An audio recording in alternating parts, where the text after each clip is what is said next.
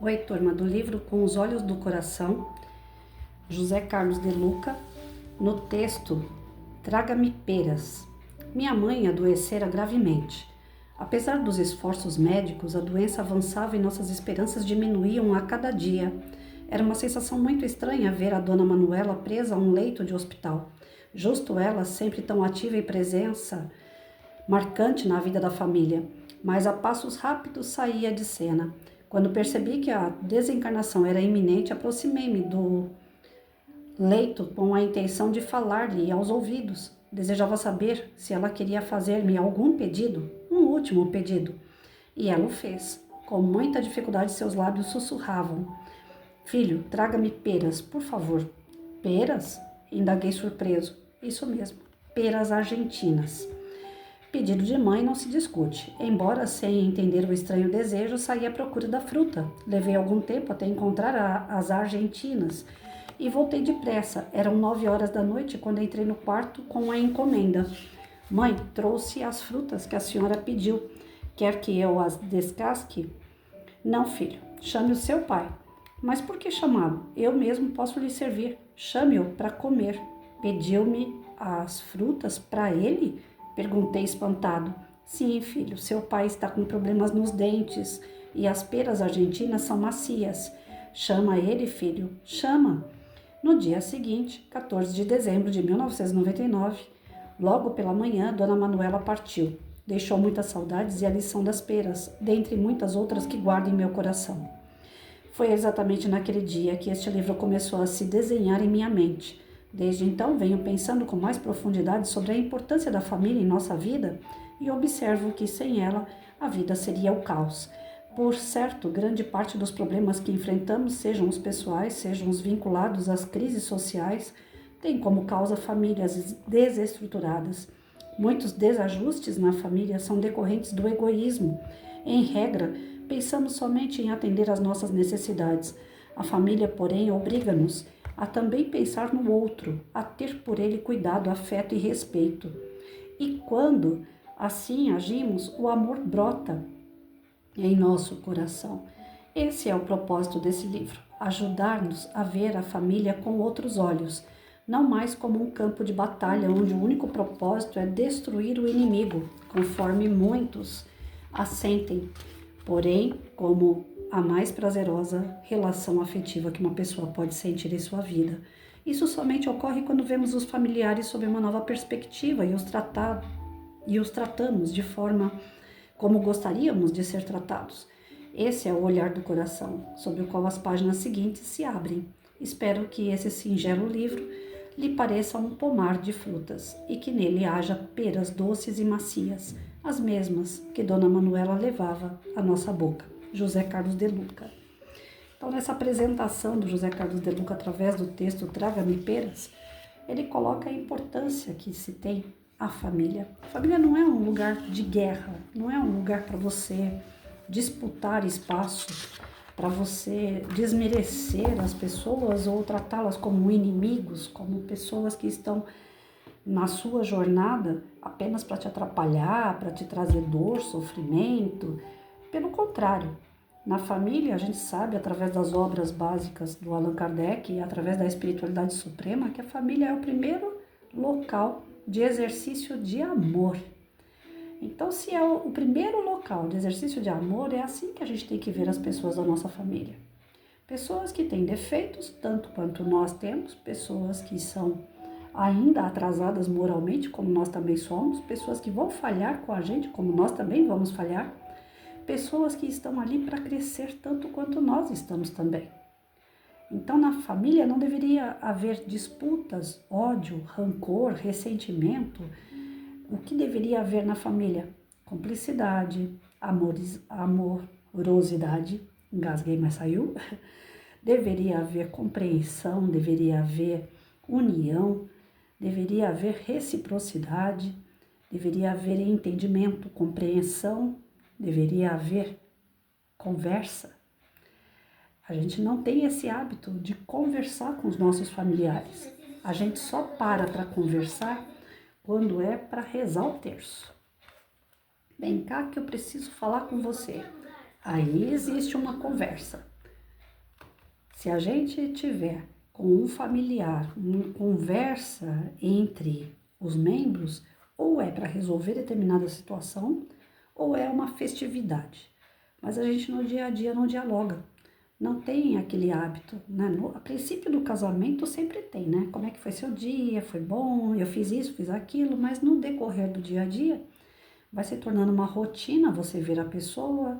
Geralmente, quando se chega do serviço ou da rua fazendo suas atividades, a pessoa chega com alguma lamentação, isso vai injuriando o outro que não sai, ou se os dois saem, os dois têm problemas lá fora e começam a descontar dentro de casa.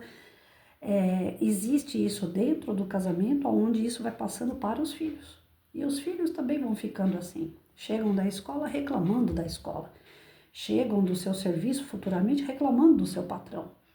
E em alguns momentos esses jovens se fecham nos seus espaços, no seu quarto, num quintal, num fone, né? Porque eles não querem ouvir as reclamações dos pais, eles também não querem falar das suas reclamações, porque para os pais as reclamações deles sempre são menores do que os pais passam. Essa falta de entendimento, de conversa, faz com que a família vai. E o que piorou de anos para cá?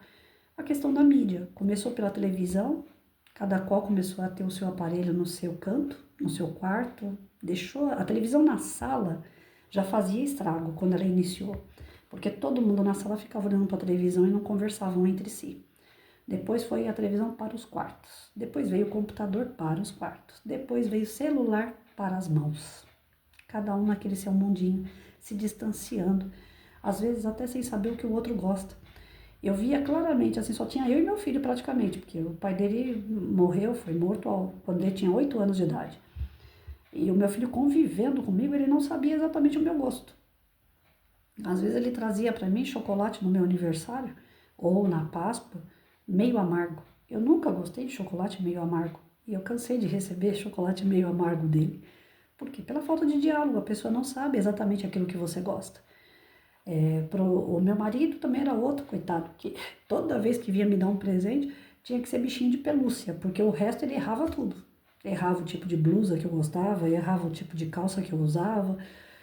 Ou seja, falta de compreender, de estar atento aos gostos do outro. Olha só, essa conversa, né, que o De Luca coloca aqui, a mãe dele em pleno leito de morte, querendo pera para o marido, que é o que ele precisava, tendo aquele cuidado, aquele carinho com a necessidade do marido naquele momento.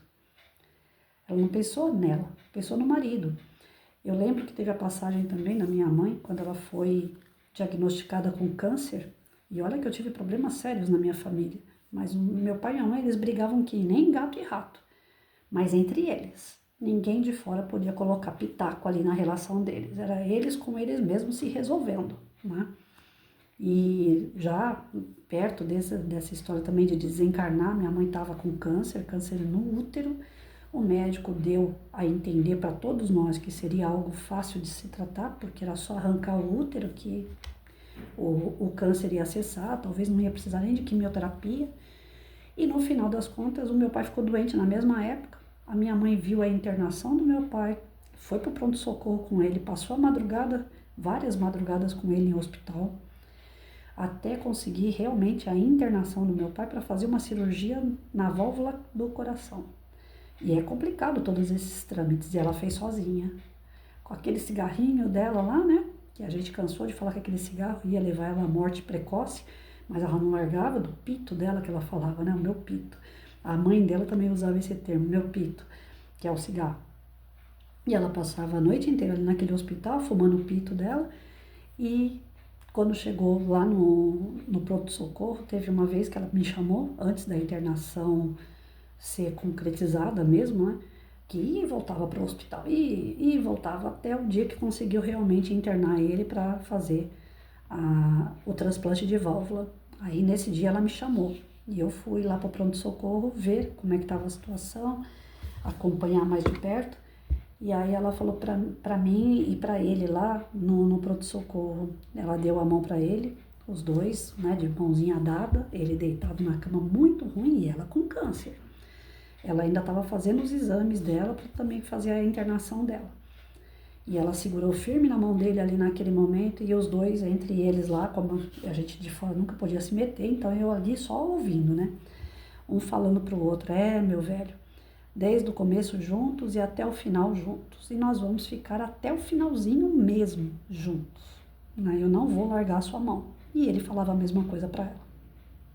A declaração de amor entre eles não era uma declaração de homem e mulher. Já não era mais aquele desejo carnal que se tem no início de um casamento, mas era a cumplicidade de uma amizade, de uma união, de um elo forte, apesar das brigas que tinham, e tinham constantemente. Não pensa que era uma coisa assim calma, não. Eram brigas feias mesmo, de falar, e às vezes até mesmo a estupidez da ação, né, de quebrar alguma coisa, de um querer pegar o outro, principalmente quando eles eram mais novos e eu era criança, eu cansei de ver um batendo no outro. Mas é um amor meio que bandido, vamos dizer assim, mas era amor. Da forma errada que fosse, mas tinha um elo forte que unia aqueles dois. E em momento nenhum ali naquela situação, a minha mãe se colocou à frente para ela se colocou à frente para ele. E aí é que tá a situação entre espíritos, né? Quando eles realmente têm uma força juntos. Ela internou ele fez o transplante, ela ficou internada, ela teve trombose nas pernas, e aí quando ela saiu do hospital, o que agravou a situação dela não foi nem tanto o câncer, apesar de ter sido enraizado em outros órgãos, mas dava para fazer quimioterapia, mas a trombose atrapalhou o meio de campo. E ela foi para casa para poder esperar essa trombose passar, tomar medicação, para voltar para o hospital para fazer a quimioterapia, para ver se ainda conseguia não deixar o câncer avançar nos órgãos, né? Porque eles não sabiam que estava nos outros órgãos, sabia que estava só no útero. E nesse meio tempo que ela foi para casa, o meu pai recém-operado, ele dava banho na minha mãe. Ou seja, era uma coisa assim, como eu falo, entre eles se matavam, mas entre eles se ajustavam também. Um não pensava só nele mesmo, eles pensavam um ao outro. No finalzinho da vida deles, eles se uniram ainda mais em relação às doenças que eles enfrentavam, às situações adversas, com falta de... não tinha aquele excesso de condições, pelo contrário, era muito pouco precário as condições financeiras, e um braço do outro ali. Então nem eu, nem o meu irmão, a gente conseguia entrar no meio dessa situação, era eles por eles se resolviam ali, num elo forte, e só pode ser um elo de amor que faz isso. Eu não vejo um outro nome para dar quando pessoas que se estranham tanto, ao mesmo tempo não vivem uma sem a outra, e essa foi a fala final deles, né? Eu estou com você até o finalzinho. E o outro falando, eu também estou com você até o finalzinho. Foi a coisa mais linda que eu vi na minha vida inteira do lado deles, foi aquele momento dentro daquele pronto-socorro. Quando um segurava a mão do outro e falava, eu não vou te soltar. E ainda que a minha mãe tenha voltado para o hospital, meu pai tenha voltado para o hospital nesse meio tempo, ele na UTI, ele gritava o nome dela. Teve uma vez que eu fui visitar ele na UTI e ele soltou todos os aparelhos, eram 8 aparelhos grudados nele, fazendo ele viver, porque sem aqueles aparelhos ele não ia conseguir sobreviver. Ele largando, tirando todos os aparelhos e gritando para todos os médicos, para a UTI inteira ouvir, né? Eu preciso sair daqui, que eu tenho que ficar com a minha velha precisa de mim, eu preciso ir embora daqui. E aí eu fui tentar acalmar ele ainda foi grosso comigo, ele falou, não se mete. Sou eu e sua mãe, eu tenho que ir ver a sua mãe, eu tenho que cuidar da sua mãe, não se mete nisso. Eu falei, meu Deus do céu, ainda sobrou para mim. Então o amor era muito grande a tal ponto de ele não entender que ele precisava ficar ali, dentro daquela UTI, com 8 aparelhos ligados nele, para ele sobreviver. Ele queria estar cuidando dela. Isso a gente diz que tem um fundamento família.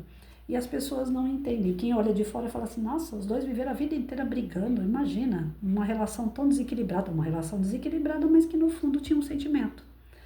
E esse sentimento é que a gente precisava trabalhar neles, para que eles equilibrassem. Mas eles não quiseram, livre-arbítrio. Viveram sempre nesses altos e baixos. Mas era aquele sentimento de família forte, né? Como eu disse, a briga era entre eles, era só a gente não se meter, que tudo dava certo. Quando poeira baixava, a gente estava ali. Filhos estavam juntos, os parentes estavam juntos, mas quando eles estavam lá se engalfinhando, a gente se afastava um pouquinho para deixar eles se resolverem. É algo entre espíritos, são ajustes entre espíritos. E que não dá, ninguém de fora vai resolver, a não ser eles mesmos. Eles precisam entender para que estavam juntos. Existia um amor, existiam sentimentos, sim, mas existiam diferenças. Essas diferenças é que o texto está dizendo que tem que ser deixadas de lado e colocar a família em primeiro lugar. As pessoas com quem a gente convive, dar a maior importância a elas, até mesmo porque é muito breve. Todos nós vivemos em média 70, 80 anos, mas ninguém garante que vai chegar até lá. A qualquer momento, né? Tem uma brincadeira que fala, a gente pode levantar os braços e Deus puxar. A gente não sabe que dia que isso vai acontecer, que hora que vai acontecer. Então temos que aproveitar bem com quem a gente tem em família. A gente tem que tentar conviver o melhor possível, se dedicando às conversas, se dedicando a esses rodas de conversa em família. Esses momentos que não é só em festa ou luto que se reúne, mas sim diariamente. Mesmo que tenha uma certa rotina, e às vezes elas são chatas, que a gente procure levar com bom ânimo, com bom humor, para que as pessoas em volta sintam uma energia boa e tenham vontade de ficar perto da gente, e não que elas se afastem, como acontece geralmente, principalmente na época de período de pré-adolescência, adolescência, os jovens vão se afastando, porque os velhos, para eles, são muito chatos. Eu conheço pessoas que vão jogar bola com seus filhos, que vão andar de moto com seus filhos, que procuram estar próximo dos seus filhos o tempo todo. E conseguem isso, porque existe um diálogo ali. Né? Existe o respeito, mas existe o diálogo. A insistência do pai de se fazer presente ao filho. E tem outros que não. Eu, infelizmente, chegou um dado momento que eu fico analisando a minha jornada, eu falo, meu Deus, parece que eu abandonei o barco. Porque como ele foi se afastando de mim, eu também fui. Falei, não, quem sabe ele volta, né? E nessa ele não voltou. Eu fiz o meu melhor, mas o meu melhor não era o melhor para ele. E por mais que a gente tentasse se aproximar, ele não queria. Então eu tive sérios problemas de convivência com o filho. De tentar me aproximar e de não ter um retorno. De tentar saber os gostos dele e às vezes por corrigir, porque a gente como mãe a gente quer corrigir, né? Olha, cuidado com isso aí, esse tipo de gosto aí não é muito bom, né? Não fazia nada demais, mas quando a gente já fica naquela, daqui ele pode partir para uma pior, você já dá pitaco, né?